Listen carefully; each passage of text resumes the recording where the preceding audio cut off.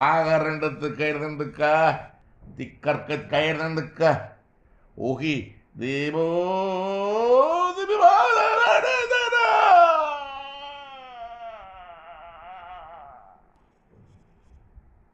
ஆதியிலே தேசத்தின் அதிபதியாக இருந்தவன் அவன் எண்ணம் நிறைவேறாது, அவனது திட்டம் நிறைவேறாது.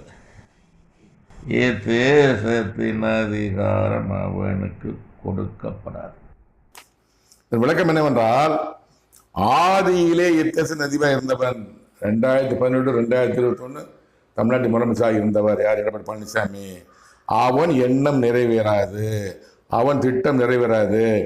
முதலமைச்சர் ஆகிவிடுவோம் என்று நினைத்துக்கிறார். நான் யாருமே எதுக்கு இல்லை. சாலை ஆட்சி மோசமான ஆட்சி மக்கள் தெரியும். நம்ம ஒரு ஆள்